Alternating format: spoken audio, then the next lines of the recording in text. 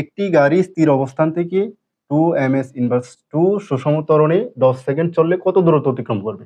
তাহলে আমরা প্রথমে দেখতেছি একটা গাড়ি স্থির অবস্থানে আছে, তার মানে স্থির অবস্থানে আছে আদিবেগ 0, সে সুষম ত্বরণে যাচ্ছে, তার মানে a equals to 2 ms inverse 2, তারপরে 10 সেকেন্ড চলছে।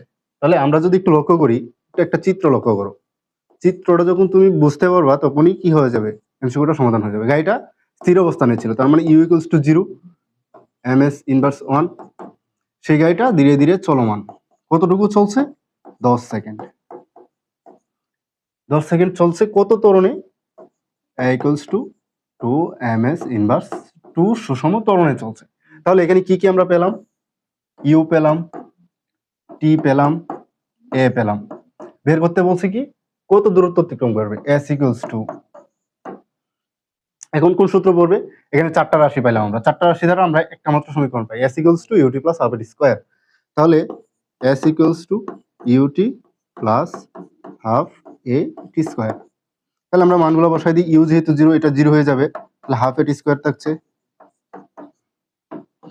মান বসালে কত আসে? হাফ ইন্টু এর মান হচ্ছে 2, টি এর মান হচ্ছে 10 স্কয়ার, তার মানে এই 2 2 কাটতে পারি, 10 স্কয়ার সমান 100। এখানে আমাদের সমাধান কোনটা হবে? এই যে 100 মিটার। ঠিক আছে, থ্যাংক ইউ।